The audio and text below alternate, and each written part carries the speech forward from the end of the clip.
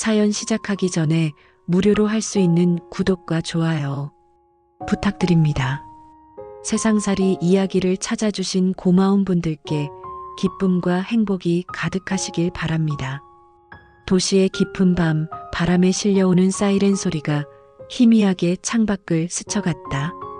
고층 아파트 단지의 불빛들은 하나둘씩 꺼져갔지만 12층 창문가에는 아직 작은 불빛이 남아 있었다. 그 불빛 아래 하얀 머리카락의 시어머니 박정숙은 잠든 손자의 이마를 쓰다듬으며 조용히 숨을 죽이고 있었다. 손자 민호의 얕은 숨결이 규칙적으로 오르내렸지만 그녀의 마음은 이상하게도 불안했다. 박정숙은 오늘도 며느리와 약속한 대로 손자를 재우러 왔다. 며느리 윤경이는 야간 근무를 나간 상태였다. 며느리가 없는 빈집에서 손자를 돌보는 일이 이제는 익숙했지만 오늘 밤은 왠지 모르게 신경이 곤두섰다.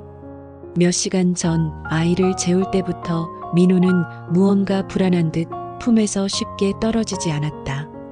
할머니, 오늘은 여기서 같이 자면 안 돼? 라며 어린 손이 그녀의 옷자락을 놓지 않았던 기억이 났다.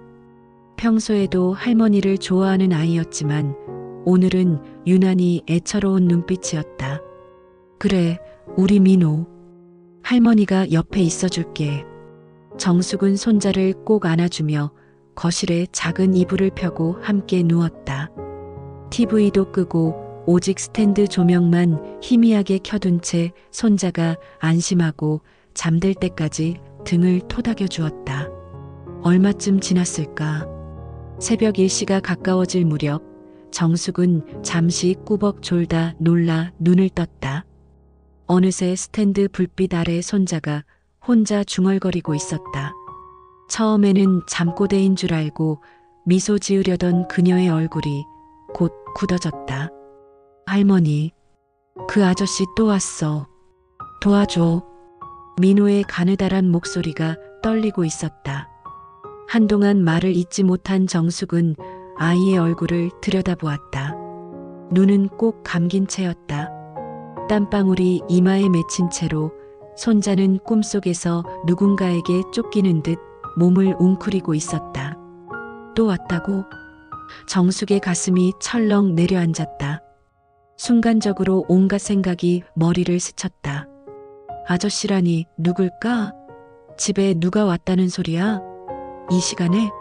불길한 예감이 머리칼 끝까지 솟구쳤다. 그녀는 민호를 살며시 흔들었다. 민호야, 민호야. 괜찮아. 할머니 여기 있어. 아이를 완전히 깨우지 않으려 조심스럽게 속삭였지만 민호는 계속 잠꼬대하듯 웅얼거렸다. 무서워. 싫어. 그의 작은 손이 허공을 움켜쥐는 모습에 정숙은 눈물이 핑 돌았다. 어떤 악몽이길래 저렇게 두려워하는 걸까? 그러나 이건 단순한 악몽이 아닐지도 모른다는 생각이 들었다. 그 아저씨 또 왔어. 라는 말이 귓가에 맴돌았다. 한 번도 아니고 또라고 했다. 분명 이전에도 똑같은 일을 겪었다는 뉘앙스였다. 어쩌면 정말로 누군가 이 집에 찾아왔던 건 아닐까? 정숙은 서늘한 오한을 느끼며 주위를 둘러보았다. 현관문은 굳게 잠겨 있었고 베란다 창문도 닫혀 있었다. 집안에 이상한 인기척은 없다. 그럼에도 불구하고 등골을 타고 흐르는 불길함은 사그라들지 않았다. 손자가 느낀 공포가 고스란히 전해지는 듯했다. 잠든 아이를 달랠 방법을 몰라 난처하던 정숙은 핸드폰을 집어들었다. 통화 버튼을 누르려다 망설였지만 혹시나 하는 마음이 더 컸다. 별일 아니면 어쩌지. 그냥 악몽이면. 스스로도 과민한 건 아닐까 자책이 들었지만 손주의 잠꼬대 한마디가 머릿속에서 떠나질 않았다. 만약 정말로 누군가 왔다 갔다 한다면 지금 이 순간에도 어디 숨어 있을지 모르는 일이다. 결국 그녀는 112에 전화를 걸었다. 통화음이 몇 번 울리자 곧 경찰 접수원이 받았다. 여보세요. 112 신고 센터입니다. 어떤 일이십니까? 정숙은 숨을 골랐다. 저, 여기 한국 아파트인데요. 제 손자가 갑자기 잠꼬대를 하는데 아저씨가 또 왔다고 하네요. 누군가 우리 집에 들어온 걸 수도 있을까봐 걱정돼서요. 말하면서도 스스로 상황이 어색하게 느껴져 목소리가 기어들어갔다. 접수원은 잠시 당황한 듯 했다. 아이가 잠꼬대를 했다고요? 지금 집안에 낯선 사람이 있다는 말씀이세요? 확실치는 않지만 아이가 아주 무서워해요. 그냥 악몽이면 다행인데 혹시라도 실제와는 무슨 일인지 확인 좀 해주시면. 제가 혼자라서 너무 불안합니다. 정숙은 간절한 마음으로 말했다. 접수원은 잠깐 망설이더니 곧 알겠다고 답했다. 일단 경찰을 보내드리겠습니다. 현관문 잘 잠가두시고 혹시 밖에 인기척이 느껴지면 다시 연락주세요. 전화를 끊자마자 정숙은 문득 부끄러운 기분이 들었다. 내가 괜한 짓을 했나? 그러나 이내 고개를 저었다. 아니다. 손주의 두려움 어린 목소리가 아직도 귓가에 생생했다. 불안한 예감은 그냥 흘려버릴 수 있는 게 아니었다. 10분 남짓 지났을까 요란한 초인종 소리가 정숙을 흠칫 놀라게 했다. 급히 인터폰 화면을 확인해 보니 경찰 제복을 입은 남자가 서 있었다. 그녀는 조심스레 문을 열어주었다. 방금 신고한 사람이 접니다. 떨리는 목소리로 말하자 중년의 경찰관 한 명과 젊은 경찰관 한 명이 거실로 들어왔다. 신고받고 왔습니다. 무슨 일이 있었는지 다시 한번 말씀해 주시겠어요? 중년 경위로 보이는 남자가 부드러운 어조로 물었다. 그의 뒤로 막 경찰학교를 졸업한 듯한 신참도 주위를 두리번거렸다. 정숙은 손자를 가리키며 작은 소리로 설명했다. 이 아이가 자다가 갑자기 그 아저씨 또 왔다. 도와달라고 잠꼬대를 했어요. 너무 생생하게 말을 해서 혹시 진짜 누가 집에 들어왔다 갔나 싶어서요. 제가 아무도 못 봤는데 그래도 불안해서. 신참 경찰은 눈살을 찌푸린 채 아이를 바라보았다. 지금 애는 자는 건가요? 네, 깊이 잠들었어요. 한번 깨웠는데 너무 겁에 질린 것 같아서 다시 재웠습니다. 정숙은 민호의 잔뜩 웅크린 자세를 이불을 덮어주며 가렸다. 아이가 혹여 경찰들을 보고 놀랄까 걱정이 되었다. 경희는 거실과 주방 쪽을 한 바퀴 훑어보더니 고개를 끄덕였다. 집안에는 지금 아무도 없는 것 같습니다. 문도 잠겨 있고요. 혹시 외부 침입 흔적은 못 보셨어요? 제가 얼른 둘러봤는데 창문이나 문은 잠겨 있었어요. 그래도 아이가 저렇게 무서워하니까 마음이 놓이질 않네요. 신참은 다소 미심쩍다는 듯 인터폰 화면과 창문 쪽을 차례로 살폈다. 혹시 현관 비밀번호를 누가 알 수 있는 사이인가요? 가족분들 외에 글쎄요. 아드님이나 며느님 친구라든지. 정숙은 잠시 말이 막혔다. 아들. 그녀의 가슴 한켠이 아려왔다. 우리 아들은 없어요. 그러니까 몇 년 전에. 그녀는 끝까지 말을 잇지 못하고 대신 며느리를 언급했다. 며느리도 친한 사람 외에는 알 리가 없어요. 그런 일 없었어요. 경희는 살짝 눈치를 주며 신참을 제지했다. 신고자분, 제가 집안 여기저기 잠깐 살펴봐도 될까요? 거실 창문이랑 작은 방 쪽도. 네, 그러세요. 정숙은 길을 비켰다. 두 경찰은 각 방과 창문, 베란다 등을 차분히 둘러보았다. 거실 창문을 열어 외부도 비춰보고 안방과 작은 방, 옷장까지 열어 확인하는 모습이 마치 영화 속 한 장면처럼 비현실적으로 느껴졌다. 얼마 후 그들이 다시 현관 쪽으로 모였다. 침입 흔적은 보이지 않습니다. 아이가 꾼 꿈일 가능성이 높아 보여요. 경희가 말했다. 요즘 아이들이 유튜브나 TV에서 이상한 걸 보면 가끔 악몽을 꾸기도 하더라고요. 정숙은 연신 고개를 끄덕였지만 속은 찜찜했다. 그런가요? 제가 괜히 신경을 곤두세웠나 봅니다. 죄송해요. 이런 일로 불러서. 경희는 미소 지으며 손사래를 쳤다. 아닙니다. 아이가 겁먹은 것 같으면 이렇게 확인하시는 게 맞아요. 다행히 특별한 정황은 없지만 혹시 모르니 당분간 주의해 보시고요. 필요하면 집 근처에 순찰을 좀 강화하겠습니다. 신참도 고개를 끄덕이며 말을 보탰다. 인터폰 녹화 기능 있으시면 가끔 확인해 보세요. 요즘 이상한 사람들도 있으니. 그는 아직 긴장이 풀리지 않은 표정의 정숙을 보고 안심시키려는 듯 어색하게 웃었다. 경찰들을 배웅하고 문을 닫은 뒤에도 정숙은 한동안 현관에 가만히 서 있었다. 거실의 스탠드 불빛은 여전히 아이의 옆을 밝히고 있었다. 그 잔잔한 빛 속에서 손자는 꿈속의 불청객과 여전히 싸우는지 얼굴을 찡그린 채였다. 정숙은 조심스럽게 민호 곁에 다시 앉았다. 경찰은 아무 일도 없다고 했지만 그녀의 가슴 속 불안은 여전했다. 문득 그녀는 창밖 멀리 아파트 단지 놀이터 쪽을 내다보았다. 가로등 불빛 아래 작은 그림자 하나가 얼핏 스친 것 같았다. 그러나 두 눈을 비벼 다시 보았을 때는 아무것도 없었다. 그냥 흔들리는 나뭇가지 그림자였을까? 괜한 예민함이면 좋겠어. 그녀는 마음속으로 중얼거리며 손자의 등으로 따뜻한 손길을 옮겼다. 아이의 등골을 타고 흐르는 긴장을 풀어주려는 듯 천천히 쓸어내렸다. 민호야, 할머니가 지켜줄게. 아무 일 없을 거야. 정숙은 속삭이듯 다짐했다. 하지만 그 약속은 그녀 자신을 향한 것이기도 했다. 아무 일 없기를, 제발 악몽이었기를. 그럼에도 불구하고 직감은 이미 경고의 종을 울리고 있었다. 이 집 어딘가에 아직 어둠 속 진실이 숨겨져 있다는 듯이. 이튿날 아침 어스름한 새벽빛이 거실 창으로 스며들 무렵 윤경이가 집으로 돌아왔다.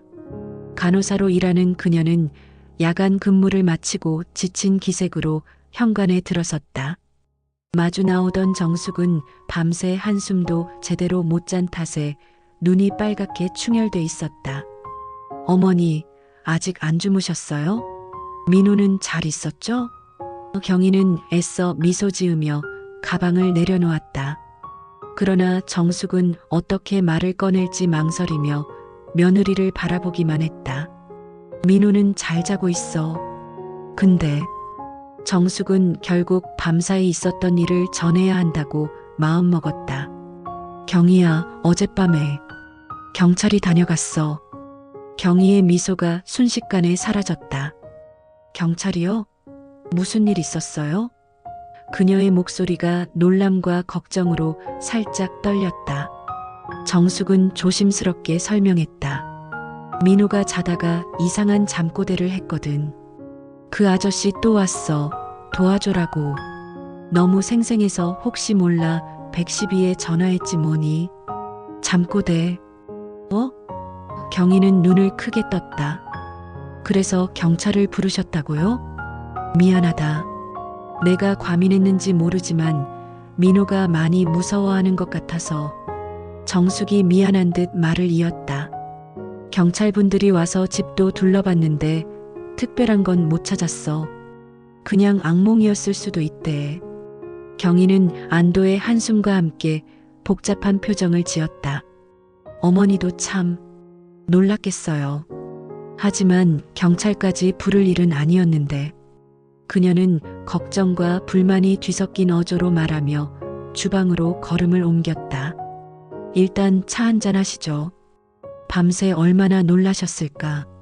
정숙은 잠시 며느리의 눈빛을 살폈다. 경희의 표정은 어딘가 불편해 보였지만 곧 재빠르게 평정심을 되찾은 모습이었다.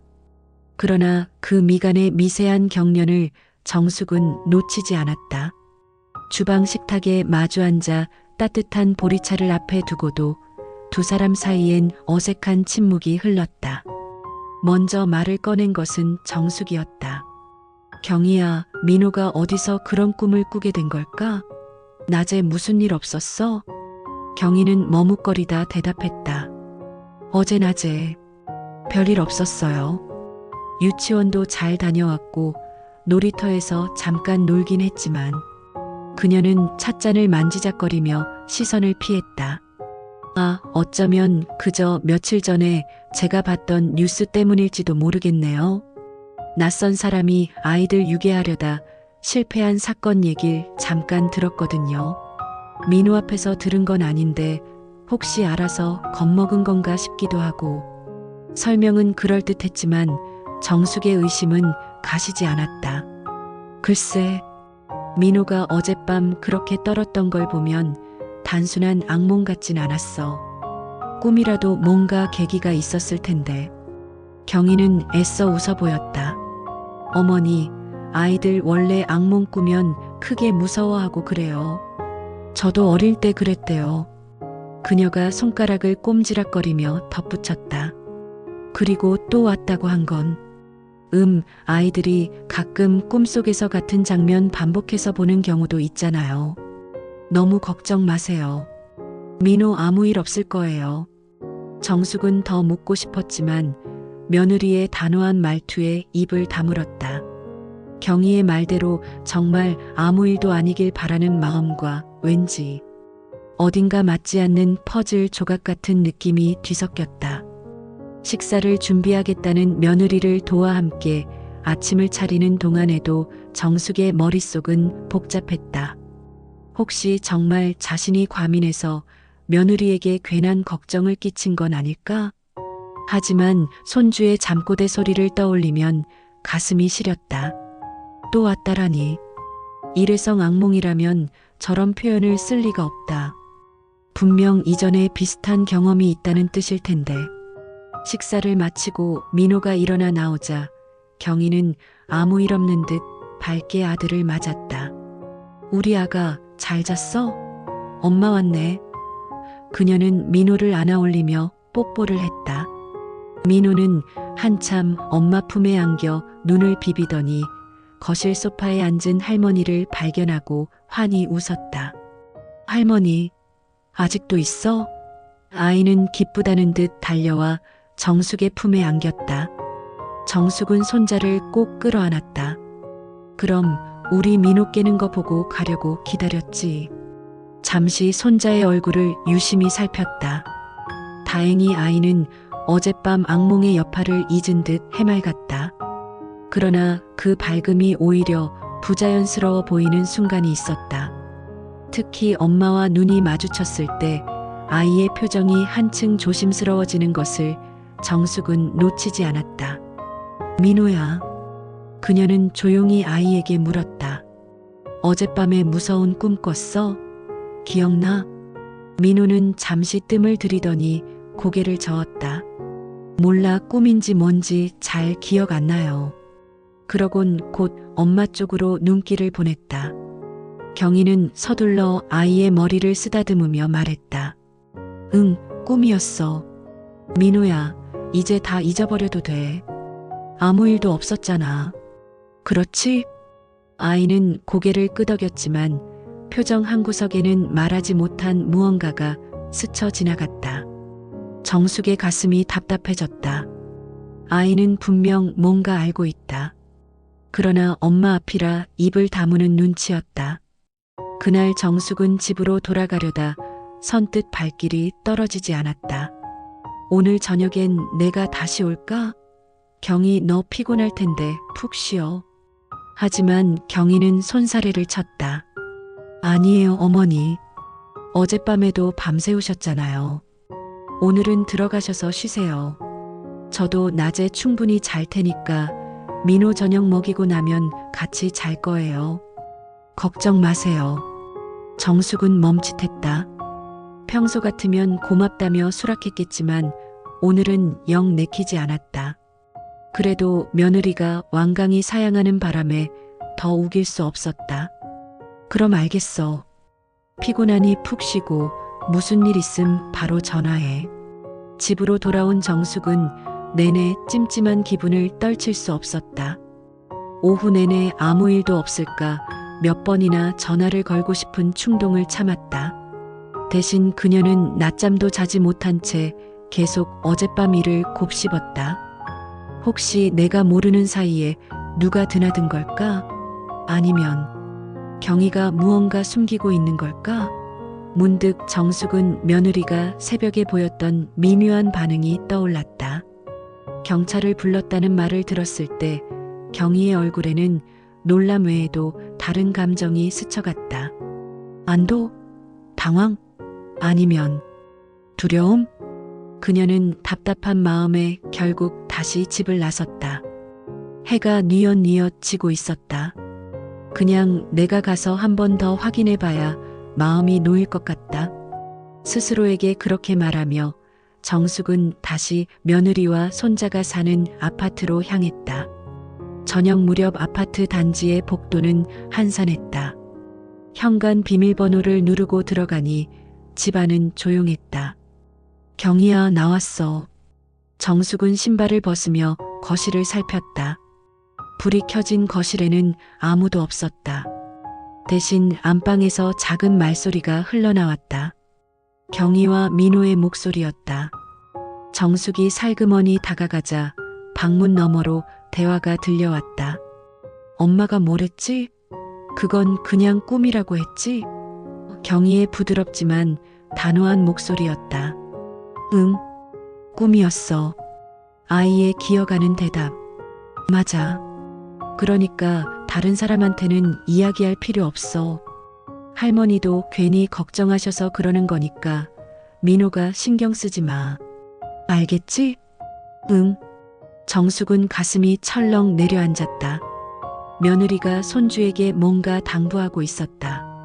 그것도 자기에게 말하지 말라는 취지로 들렸다. 차마 방문을 벌컥 열고 들어갈 수도 없어 그녀는 인기척을 내며 일부러 헛기침을 한 번 했다. 어머니 오셨어요? 경희가 황급히 방문을 열고 나왔다. 예상치 못한 시어머니의 방문에 놀란 기색이 역력했다. 아까 가서 쉬시라니까. 웬일이세요? 정숙은 아무렇지 않은 척 미소 지었다. 집에 가도 영 마음이 안 놓여서 말이야. 그냥 저녁 먹었나 궁금하기도 하고 반찬 해둔 것도 갖다 줄 겸 겸사겸사 왔지. 손에 들고 온 봉투를 들어 보였다. 사실 급히 냉장고에 있던 반찬을 챙겨온 것이었다. 아이고, 뭐 이런 걸 또. 경희는 애써 밝게 웃으며 봉투를 받았다. 그러나 시선은 여전히 불안하게 흔들렸다. 저녁은 먹였어요. 금방 민호 재우려던 참이었는데. 어머니 덕분에 또 깨겠네요. 농담처럼 말했지만 목소리는 굳어 있었다. 안방에서 민호가 슬리퍼를 끌며 나왔다. 할머니 또 왔어? 아이는 예상치 못한 할머니의 재등장에 살짝 놀란 얼굴이었다. 정숙은 손자를 쓰다듬으며 웃었다. 그럼 우리 민호 또 보러 오지. 하루 안 봐도 보고 싶은데. 그러곤 자연스럽게 물었다. 오늘은 어땠어? 낮에 재미있게 놀았어? 민호는 엄마 눈치를 살피며 고개를 끄덕였다. 응, 아무 일 없었어. 그래, 아무 일 없었지. 경희가 재빨리 대답하며 아이를 안방으로 이끌었다. 민호야, 이제 자자. 할머니 오셨으니까 인사드리고. 잘 자, 우리 손주. 정숙은 뽀뽀해주며 아이를 이불 속에 눕혔다. 민호는 얌전히 눈을 감았지만 작은 손이 할머니 소매를 꼭 쥐었다. 애처로운 그 감촉에 정숙은 가슴이 저려왔다. 방을 나온 뒤 정숙은 며느리에게 낮에 있었던 일들을 캐묻고 싶었다. 하지만 어떻게 말을 시작해야 할지 몰라 머뭇거렸다. 차마 뭐 숨기는 거 아니냐고 다그칠 수도 없었다. 대신 그녀는 거실에 놓인 장난감 더미 옆으로 시선을 돌렸다. 그 사이 눈에 띄는 한 장의 그림이 바닥에 나뒹굴고 있었다. 정숙은 자연스레 몸을 굽혀 종이를 집어들었다. 크레파스로 그린 그림이었다. 그림 속에는 막대기 사람 2명이 그려져 있었다. 하나는 작은 아이 모습이고 다른 하나는 커다랗고 새까만 사람 모양이었다. 큰 사람 곁에는 동그랗게 무언가 그려져 있었는데 자세히 보니 창문인 듯했다. 창문 밖으로 고개를 내민 커다란 검은 형체. 그리고 그걸 향해 아이가 2팔을 벌린 채 입을 크게 연 모습이었다. 이건 정숙의 손끝이 떨렸다. 누가 보아도 아이가 뭔가에 겁먹고 소리치는 장면이었다. 민호가 그린 거니? 경희가 화들짝 달려와 그림을 빼앗듯 받아갔다. 아, 이거 낮에 민호가 낙서한 거예요. 별거 아니에요, 어머니. 이게 별거 아니라니? 정숙은 믿을 수 없다는 얼굴로 며느리를 바라보았다. 이 그림, 설마 어젯밤 그 꿈을 그린 건 아니겠지? 창문 밖에 어떤 사람이 그려져 있는데. 아니에요, 그냥 아이가 상상해서 그린 거겠죠. 경희는 떨리는 손으로 종이를 구겼다. 애들은 원래 삽시간에 잊어버려요. 그냥 신경 쓰지 마세요. 그러나 정숙은 속이 타들어갔다. 경희야, 솔직히 말해봐. 민호한테 대체 무슨 일이 있었던 거야? 어젯밤 일도 그렇고 그림을 보니 단순한 악몽이라고 치부하기에는 정말 아무 일도 없었어요. 경희가 차갑게 잘라 말했다. 어머니가 괜한 걱정하시는 거예요. 제가 민호 잘 지킬 테니까 너무 염려 안 하셔도 돼요. 순간 정숙의 눈에 눈물이 고였다. 내가 염려가 돼서 그러니? 민호한테 무슨 일 생길까봐 그러는 거지. 넌 왜 이렇게 단정 지으려고만 하니? 혹시 너 알고 있는 거 있어? 없다니까요. 경희의 목소리가 높아졌다. 저도 몰라요. 그냥 꿈이라니까요. 제발 그만 좀 하세요. 2 사람 사이에 냉랭한 침묵이 흘렀다. 경희는 먼저 시선을 피하며 말을 이었다. 죄송해요. 제가 너무 예민했죠. 요 며칠 피곤해서 그래요. 어머니 마음도 이해해요. 다 우리 민호 위해서인 거 아는데. 하지만 진짜 걱정할 일 아니니까 어머니는 편히 쉬셨으면 좋겠어요. 정숙은 묵묵히 바라보다가 힘없이 고개를 끄덕였다. 더 추궁해봤자 며느리가 입을 열 것 같지 않았다. 알았다. 내 말대로 내가 예민한 걸지도 모르지. 그래도 혹시 무슨 일 생기면 꼭 나한테 바로 말해야 한다. 알겠지? 네. 그럴게요. 경희는 어렵게 대답했다. 그날 밤 정숙은 결국 집으로 돌아왔다. 발걸음이 천근만근 무거웠다. 며느리의 태도는 분명 어딘가 이상했다. 분명 뭔가 알고 있는 눈치였다. 그러나 끝까지 모른 척하며 숨기고 있다. 도대체 왜? 정숙은 답답한 마음에 밤새 뒤척였다. 혹시 며느리가 무언가 잘못한 일이 있어 숨기려는 건 아닐까? 아니면 정말 아무 일 아니라서 괜히 자신의 간섭으로 며느리만 힘들게 하는 걸까? 여러 번 생각이 오락가락했지만 손자의 겁에 질린 얼굴과 그림 속 검은 아저씨 모습이 뇌리를 떠나지 않았다. 그리고 그 아저씨가 누구인지 밝혀내야만 마음이 놓일 것 같았다. 다음 날 오후 정숙은 더 이상 가만히 있을 수 없었다.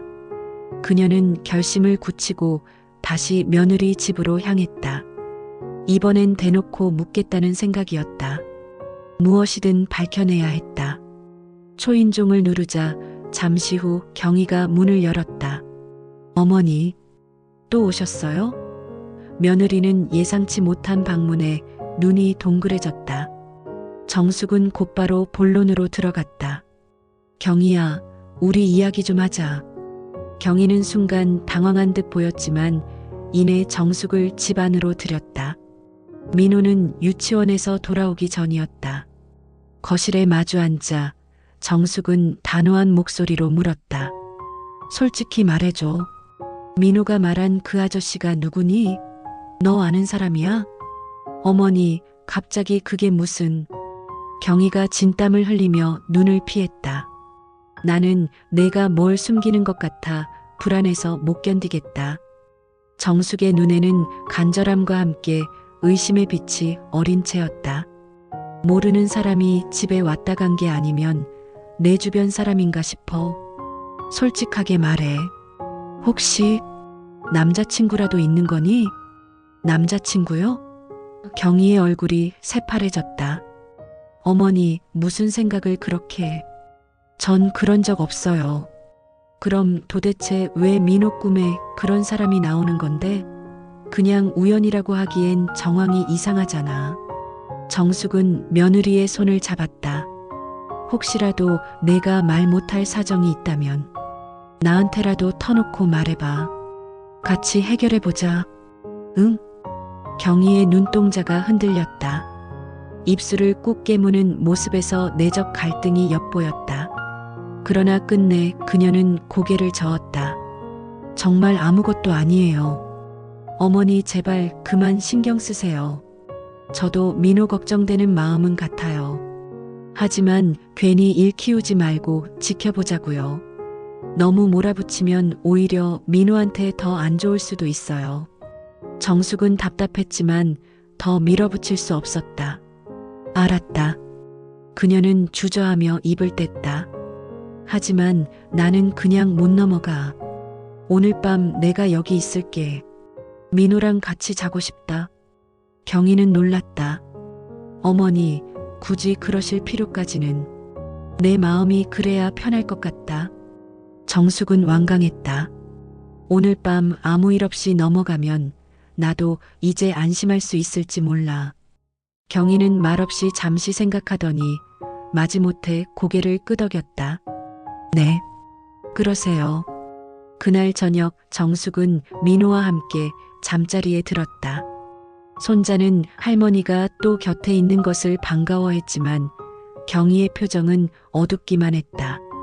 밤 10시쯤 민호가 깊이 잠든 것을 확인한 정숙은 일부러 거실불도 다 끄지 않은 채 깨어 있었다. 혹시라도 누군가 온다면 그 움직임을 알아채리라 마음먹고 정숙은 소파에 기대어 눈을 부릅뜨고 있었지만 새벽 1시가 넘도록 아무 일도 일어나지 않았다. 역시 내가 과민한 걸까? 실망과 안도가 뒤섞인 감정으로 눈꺼풀이 점점 무거워졌다. 그때였다. 띠릭 현관문의 전자도어락 버튼 누르는 소리가 정적을 깨고 들려왔다. 정숙은 순간 심장이 멎는 줄 알았다. 이 시간에 현관문 비밀번호를 누르는 사람이 있다니? 그녀는 숨을 죽이고 귀를 기울였다. 다시 한번 삐빗, 삐빗. 번호를 누르는 소리와 함께 철컥하고 자동 잠금 장치가 풀리는 소리가 울렸다. 누군가 비밀번호를 알고 있다는 뜻이었다. 거실 불빛이 희미하게 비추는 가운데 현관문이 살짝 안으로 열렸다. 정숙은 재빨리 몸을 소파 아래로 숨겼다. 가슴이 미친 듯 뛰어 앞이 아찔했다. 문틈 사이로 검은 그림자가 스르륵 미끄러져 들어왔다. 키가 크고 다부진 체격의 남자였다. 얼굴은 야구 모자와 마스크로 가려져 잘 보이지 않았다. 그는 조심스럽게 신발을 벗고 거실로 몇 발짝 걸어 들어왔다. 정숙은 등 뒤로 식은땀이 주르르 흘렀다. 정말 누가 온 거야? 남자는 주춤하며 거실을 둘러보았다. 소파 옆 바닥에 몸을 웅크리고 숨죽인 정숙은 가슴이 터질 것 같았다. 이대로 있다가는 들킬 수도 있었다. 하지만 움직였다간 더 큰 소리가 날 터였다. 남자의 발걸음이 안방 쪽으로 향했다. 방문 앞으로 다가선 그의 실루엣을 본 정숙은 깨달았다. 민호 방으로 가려는 거야. 그는 조용히 문을 열려고 손잡이에 손을 얹었다. 그 순간 정숙은 결심했다. 이대로 두면 안 된다. 아무리 위험해도 막아야 했다. 그녀는 벌떡 일어나 현관 스위치에 손을 뻗었다. 클릭 소리와 함께 거실 등이 환히 켜졌다. 거기 누구요? 정숙이 소리쳤다. 깜짝 놀란 남자가 뒤돌아섰다. 밝은 불빛 아래 둘은 서로를 마주 보았다. 마스크 위로 드러난 남자의 눈동자가 크게 흔들렸다. 정숙 역시 그 눈을 보는 순간 모든 혈액이 얼어붙는 기분이었다. 너. 그녀는 믿을 수 없다는 듯 입을 떡 벌렸다. 비록 모자로 일부 가려져 있었지만 그 익숙한 이목구비를 놓칠 리 없었다. 영수가 어떻게 해? 남자는 순간적으로 당황한 기색이 역력했다. 그는 재빨리 얼굴을 돌려 모자를 더 푹 눌러 쓰더니 뒷걸음질 쳤다. 엄마. 낮게 새어나오는 목소리는 분명 정숙의 아들 김영수의 것이었다. 정숙은 다리가 풀릴 뻔했다. 내가 살아있었어? 어떻게? 그 사이 영수는 문 쪽으로 달아나기 시작했다. 정숙은 정신이 아득했지만 본능적으로 그를 쫓아 현관 밖으로 뛰쳐나갔다. 영수야, 거기서. 그러나 아들은 뒤도 돌아보지 않고 복도 끝 비상계단으로 내달았다. 정숙은 맨발로 복도를 달려갔지만 계단을 내려가는 그의 발소리가 멀어져 갔다. 12층에서 계단을 뛰어내려가는 젊은 남자를 그녀가 따라잡을 수는 없었다. 영수야, 영수야. 정숙은 몇 번이고 소리쳐 불렀지만 대답은 돌아오지 않았다. 텅 빈 계단실에는 자신의 메아리와 심장의 고독만이 요란했다. 얼마나 그렇게 서 있었을까? 뒤늦게 경희가 달려나왔다. 그녀는 울먹이는 얼굴로 주변을 살폈다. 어머니, 괜찮으세요? 소리가 나서. 설마 방금 그 사람이 또 온 거예요? 정숙은 마치 넋을 잃은 사람처럼 굳어 있었다. 며느리의 질문에 아무런 대답도 하지 못한 채 그저 아들이 사라진 계단 쪽만 멍하니 바라보고 있었다. 어머니? 경희가 흔들어 깨우자 그제야 정숙은 떨리는 입술을 뗐다. 영수였어. 네. 뭐라고요? 경희의 눈동자가 커졌다. 방금 그 사람 영수였다고. 정숙의 음성은 갈라지고 있었다. 우리 아들 살아있었어. 살아서 민우한테. 말을 이을 수 없었다. 세상이 빙글 돌며 발밑이 꺼지는 기분이었다. 정숙의 몸이 휘청거리자 경희가 급히 부축했다.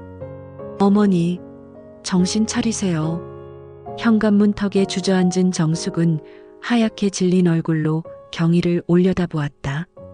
너 알고 있었니? 영수가 살아있다는 걸. 경희의 얼굴에 순식간에 여러 감정이 스쳐 지나갔다. 그녀는 입술을 파르르 떨었다. 저는 죄송해요, 어머니. 그 말을 끝으로 그녀도 주저앉으며 눈물을 왈칵 쏟아냈다. 대체 어떻게 된 거야? 영수가 살아있었다니. 정숙의 목소리는 분노와 혼란으로 흔들렸다. 너 알고 있었으면서 나한테 말을 안 했어? 왜? 어떻게 된 일이야? 경희는 눈물을 닦으며 끊어져가는 목소리로 말했다. 저도 얼마 전에 알았어요. 영수 씨가 찾아왔을 때, 그때까지는 저도 정말 죽은 줄로만. 찾아왔다고? 정숙은 숨을 삼켰다. 그럼 지난번 민호 잠꼬대도. 경희는 고개를 끄덕이며 오열했다.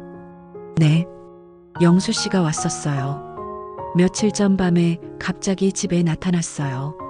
저도 너무 놀라 비명을 지를 뻔했는데 민호가 깰까봐 겨우 참았어요. 그 사람이, 그러니까 영수 씨가 아무에게도 말하지 말라고 협박했어요. 정숙은 아들의 생생한 눈빛을 떠올리며 몸서리쳤다. 협박을? 네. 어머니께도 절대 알리지 말라고. 경희의 목소리는 죄책감으로 떨렸다. 안 그럼 민호를 데려가 버리겠다고 했어요. 너무 무서웠어요. 이 사람이 왜 이러나 싶고 예전 영수 씨 모습이 아니었어요. 눈빛도 말투도. 경희는 흐르는 눈물을 손등으로 훔쳤다. 영수 씨는 죽지 않았던 거예요. 그때 사고 이후 전 그냥 죽은 줄로만 알고 살았는데. 정숙은 멍하니 되물었다. 사고? 무슨 사고 말이냐? 경희는 놀란 듯 정숙을 바라보았다. 어머니, 모르셨어요? 2년 전 영수 씨 출장 중이라고 했던 거 사실은. 그녀는 말을 망설이다 어렵게 꺼냈다. 빚쟁이들이 집에 들이닥친 적 있었어요. 영수 씨가 사업한다고 거액 빚을 졌는데 도망쳤다고. 그 사람들이 제게 말하길 영수 씨가 먼 지방으로 도망가다 교통사고를 당해 죽었다고 했거든요. 경찰도 그렇게 결론 내렸고. 뭐라고? 정숙은 충격에 머리가 하얘졌다. 난 아무것도 몰랐는데. 넌 알고 있었던 거야? 우리 영수가 빚을 졌었다고? 사고로 죽은 게 아니었다니.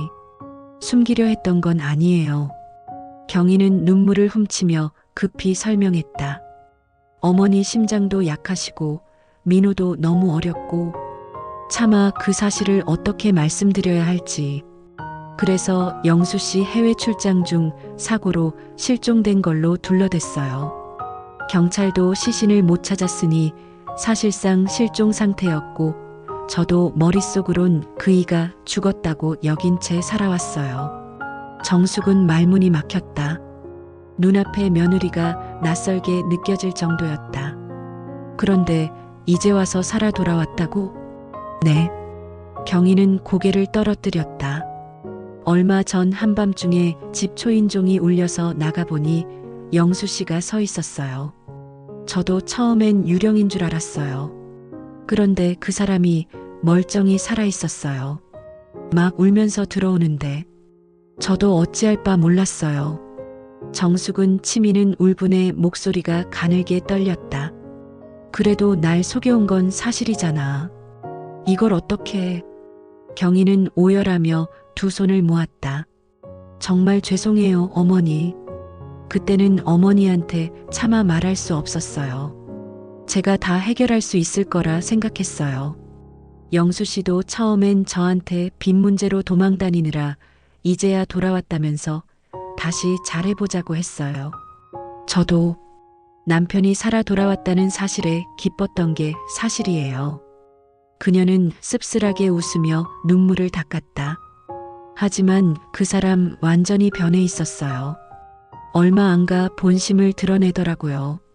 빚쟁이들한테 아직 쫓기고 있다면서 돈을 구해오라거나 민호를 데려가겠다고 협박하고 저보고 어머니께 손 벌리라고도 하고요. 정숙은 치밀어 오르는 우라를 간신히 사겼다. 그래서 내가 그동안 그렇게 힘들어했구나. 전 그 사람을 말릴 수가 없었어요. 경찰에 알리겠다고 하면 민호를 다치게 할 거라고 하고 어머니께 말하면 어머니까지 위험해질 거라고. 그래서 혼자 끙끙 앓으며 어떻게든 달래보려 했어요. 몇 번이고 민호 보여달라고 밤에 찾아왔고 전 거부했지만 그때마다 폭력을 쓰려고 해서 결국 민호 방문 앞까지 들어오게 놔둔 적도 2번이나 있어요. 경희의 목소리는 죄책감에 잠겼다.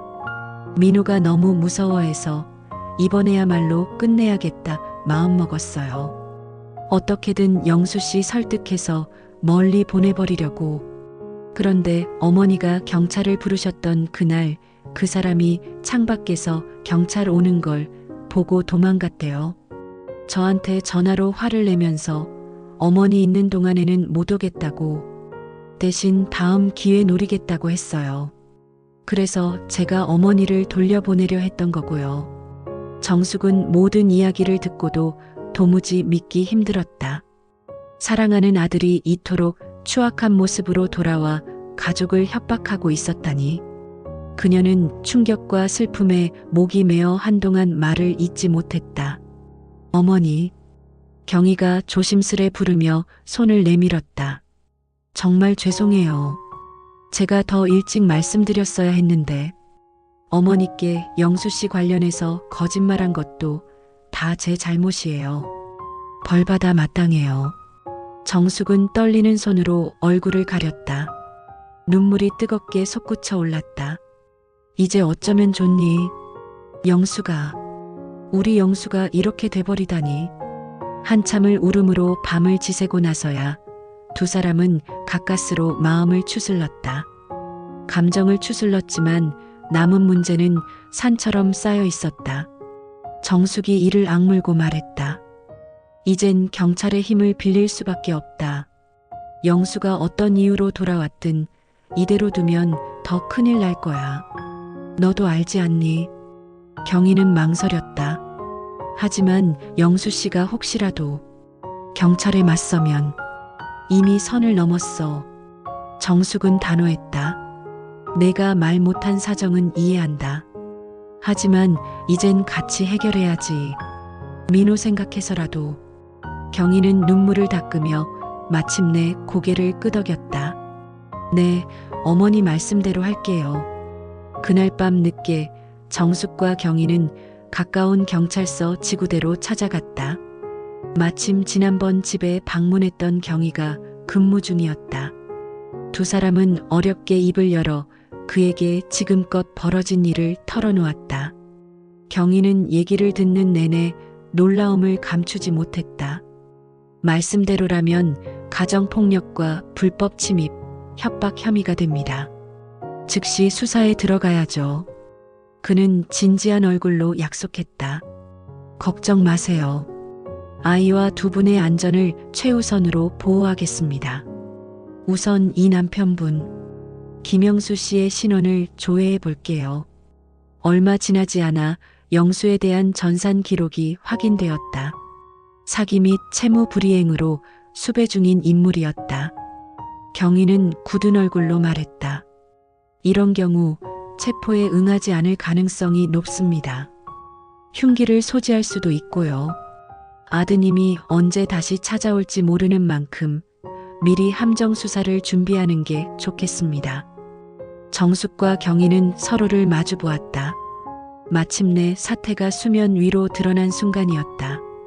경희는 경찰서 내 강력팀에 연락해 지원을 요청했다. 다음 날 저녁 경찰은 민호의 집 주변에 사복 형사들을 배치했다. 경희는 영수에게 전화를 걸어 집에 혼자 있을 예정이니 민호를 보고 싶으면 오라고 유인했다. 영수는 의심하면서도 결국 밤늦게 찾아오기로 약속했다. 정숙은 집안 안방 옷장 안에 숨기로 했다. 혹시라도 영수가 들어오면 경희와 민호만 있는 것처럼 보여야 했다. 경희는 경찰이 들키지 않게 주변 골목에 매복해 있는 것을 확인하고 민호를 안방 침대에 앉혀둔 채 거실에서 남편을 기다렸다. 어린아이는 상황을 잘 이해하지 못했지만 엄마와 할머니의 심각한 표정에 잔뜩 긴장해 있었다. 민호야, 조금만 참으렴. 옷장 안 정숙이 조용히 속삭였다.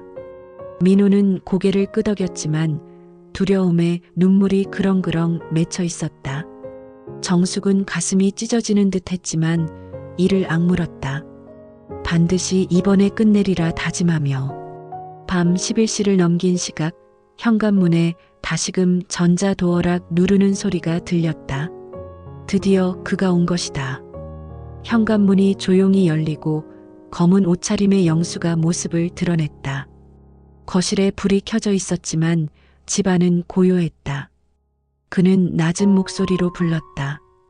경희, 나왔어. 안방에서 나오던 경희와 마주한 영수의 눈이 날카롭게 빛났다. 엄마는? 그는 주위를 둘러보며 물었다. 경희는 침착하려 애쓰며 답했다. 어머니 오늘 안 오셨어요.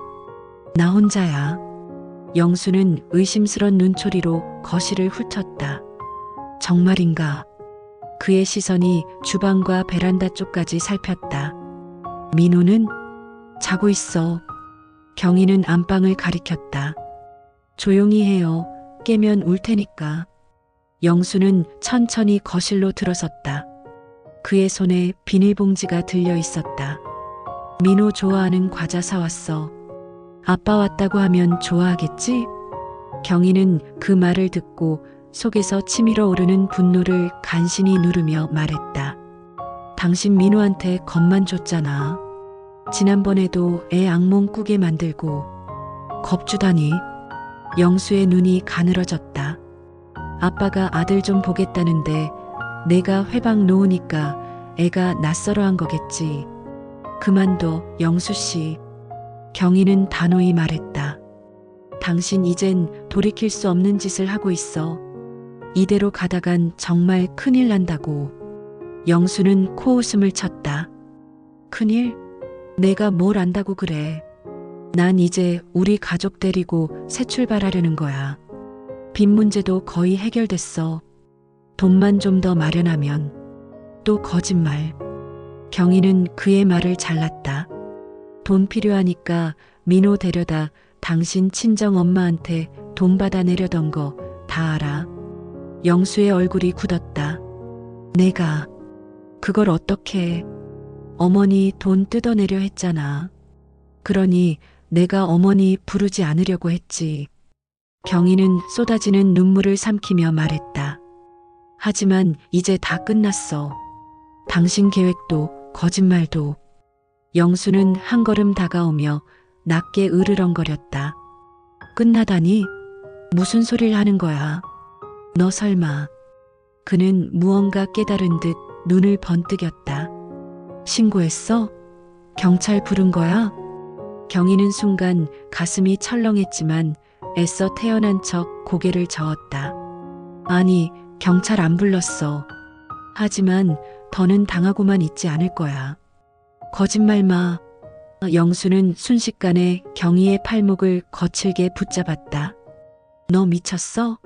경찰 부르면 어떻게 되는지 알아? 나도 너도 다 끝장이야. 그의 두 눈이 광기에 일그러져 있었다. 경희는 두려움에 질렸지만 애써 눈을 부릅떴다. 놓으세요. 영수씨, 이러지 마. 영수는 흥분한 나머지 다른 손으로 허리춤에서 반짝이는 것을 꺼냈다. 식칼이었다. 그는 칼끝을 경희의 목 쪽에 들이밀며 낮게 윽박질렀다. 역시 신고했지? 어디 숨어 있어? 어디?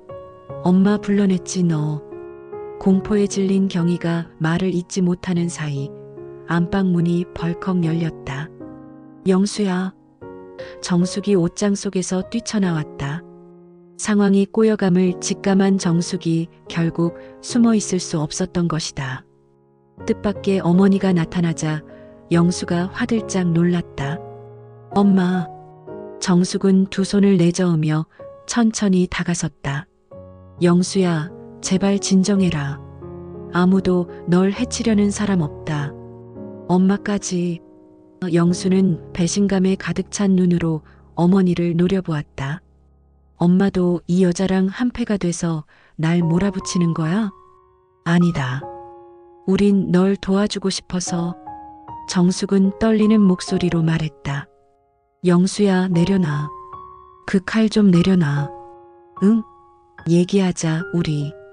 필요 없어. 영수는 고함쳤다. 다 나 때문이라고 생각하지? 나만 나쁜 놈 만들고 싶겠지. 하지만 알아? 난 살려고 돌아온 거야. 우리 가족 다시 잘 살게 해보려고. 그 순간 침대에서 상황을 지켜보던 민호가 울음을 터뜨렸다. 엄마, 할머니. 아빠의 흉포한 모습에 겁을 먹은 아이는 이불 속에서 떨며 울었다. 영수의 시선이 아이에게로 확 돌아갔다. 민호야. 그는 아이를 향해 다가가려 했다. 안 돼. 경희가 온 힘을 다해 영수의 팔을 붙잡았다. 칼 내려놔. 민호한테 가지 마. 비켜. 영수는 거칠게 팔을 뿌리쳤다. 휘두른 칼날이 경희의 팔을 스쳤다. 악! 비명이 터지며 경희가 바닥에 쓰러졌다. 그녀의 왼쪽 팔에서 붉은 피가 배어나오기 시작했다. 경희야.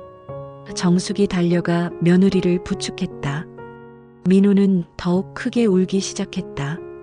영수는 순간 자신의 짓을 보고 멈칫했다. 그러나 곧 이성을 잃은 듯 아이를 향해 손을 뻗었다. 민호 데려갈 거야. 아무도 못 막아. 그때였다. 김영수, 경찰이다. 칼 버려. 요란한 외침과 함께 형사 2명이 안방으로 들이닥쳤다. 경희의 비명소리에 매복해 있던 경찰들이 돌입한 것이다. 영수는 흠칫 놀랐지만 이내 민호를 낚아채 자신의 품에 붙들었다.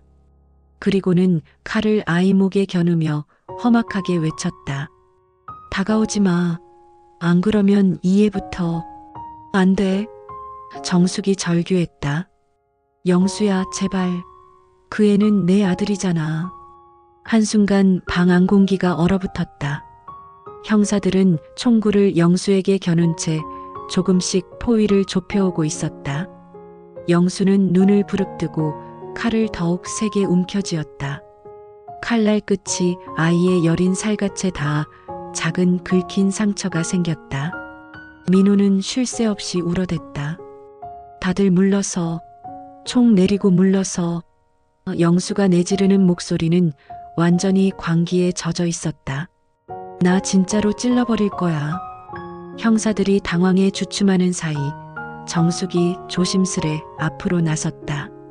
그녀는 두 손을 들고 영수를 향해 눈물로 범벅된 얼굴로 애원했다. 영수야, 그만하자. 응? 이건 아니지 않니? 내 아들을 다치게 해서 어떻게 하려고. 제발 엄마 말 들어. 엄마는 빠져. 영수는 소리쳤지만 일말의 흔들림이 그 눈에 비쳤다. 그의 이마에는 식은 땀이 맺혀 있었다.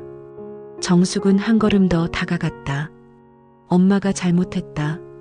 내가 힘들 때 몰라줘서 미안하다. 그러니 이제 이 칼 내려놓고 민호를 놔주렴. 내가 이렇게까지 절박한 거 이제야 알았으니 다 해결해보자. 엄마가 도와줄게. 영수의 표정이 일그러졌다. 마침내 그의 칼을 쥔 손에 힘이 풀리는 듯 보였다. 엄마, 정말 날 도와준다고? 그 찰나 영수의 방심을 놓치지 않은 형사 한 명이 재빨리 앞으로 뛰어들었다. 아이를 낳아. 형사가 그의 팔을 붙잡고 비틀자 영수가 움찔하며 칼을 떨어뜨렸다. 민호도 그 충격에 영수의 품에서 굴러 떨어졌다. 모든 것이 순식간에 벌어졌다. 영수가 울부짖으며 몸부림치자 다른 형사가 그를 제압하려 달려들었다. 그러나 절망한 영수는 마지막 힘을 짜내듯 형사의 재질을 뿌리치고는 바닥에 떨어진 칼을 다시 움켜쥐었다. 죽여버리겠다. 그는 이성을 잃고 형사를 향해 칼을 치켜들었다. 탕! 귀를 찢는 총성이 방안을 울렸다. 순간 영수의 몸이 휘청했다. 이어서 두 발의 총성이 더 연달아 터졌다. 영수의 가슴과 어깨 쪽에 붉은 피가 튀었다. 그는 믿을 수 없다는 듯 자신의 몸을 내려다보더니 그대로 무릎을 꿇고 쓰러졌다. 영수야. 정숙이 달려갔다. 하지만 형사들이 그녀를 막아섰다. 피투성이가 된 영수는 바닥에 누운 채 미약하게 눈을 깜빡였다. 그의 시야에 흐릿하게 어머니와 아들의 모습이 들어왔다. 마지막으로 영수의 입술이 미세하게 움직였다. 안. 그러나 그 소리는 너무 작아서 아무에게도 닿지 않았다. 곧 형사들이 영수의 맥박을 확인했다. 목을 저으며 무전기로 긴급 의료 지원을 요청하는 소리가 어렴풋이 들렸다. 정숙은 그 자리에 주저앉아 망연자실 울음을 터뜨렸다. 품 안에는 경찰이 안겨준 손자가 와들와들 떨고 있었다. 그녀는 아이를 꼭 끌어안았다. 뒤편에는 찢어진 팔을 부여잡은 며느리가 흐느끼고 있었다. 비극은 그렇게 일시에 휩쓸고 지나갔다. 몇 주 후 사건의 소용돌이는 잦아들었다. 영수는 병원으로 옮겨졌으나 과다출혈로 끝내 세상을 떠났다. 그는 마지막까지 한때 사랑했던 가족에게 깊은 상처를 남기고 떠났다. 경찰 조사와 장례 절차가 정신없이 이어지는 동안 정숙과 경희 그리고 어린 민호는 감당하기 힘든 슬픔과 충격 속에 놓였다. 경희의 팔목 상처는 다행히 깊지 않아 몇 반을 꿰매는 것으로 치료되었다. 그러나 그녀의 마음의 상처는 쉽게 아물지 않을 것이었다. 아이 앞에서 남편이 최후를 맞는 장면을 목격한 그녀는 수시로 악몽에 시달렸다. 민호 역시 사건 이후 한동안 불안정한 모습을 보였다. 갑작스런 소리에 깜짝 놀라고 밤중에 자주 깼다.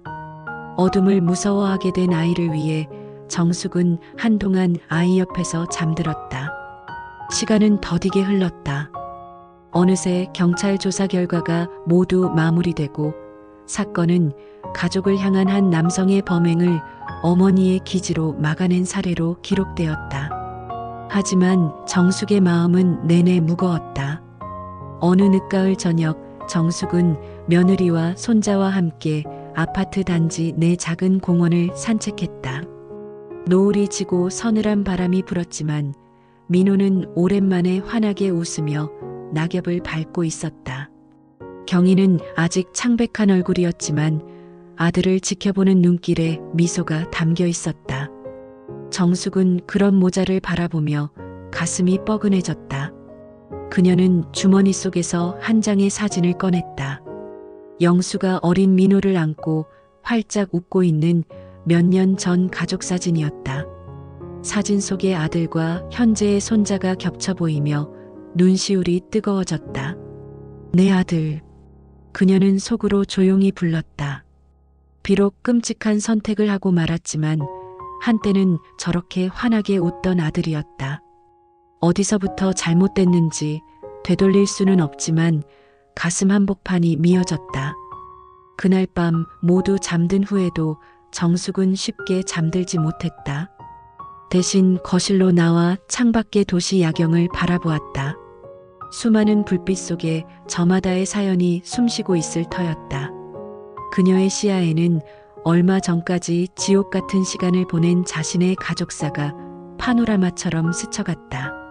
손주 잠꼬대 한마디 듣고 112에 신고한 시어머니라는 신문 기사의 제목이 문득 떠올랐다.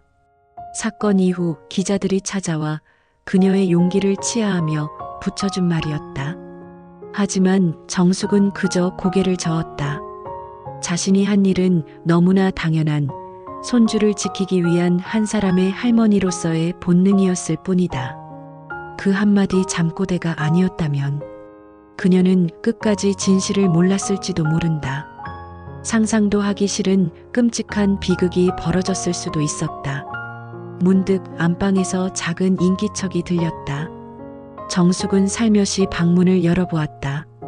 민호가 꿈결에 뒤척이며 웅얼거리고 있었다. 그녀의 심장이 덜컥했다. 혹시 다시 악몽에 시달리는 건 아닌지. 조용히 다가가 귀를 기울이자 아이의 입에서 희미한 잠꼬대 소리가 흘러나왔다. 할머니, 좋아. 엄마랑 같이. 아이의 입가에는 옅은 미소마저 떠올랐다. 분명 행복한 꿈을 꾸고 있는 눈치였다. 정숙은 왈칵 눈물이 솟는 것을 느끼며 손자의 이마를 쓸어내렸다. 그래, 우리 착한 민호. 이제 괜찮단다. 그녀는 들리지 않을 속삭임으로 아이를 달랬다.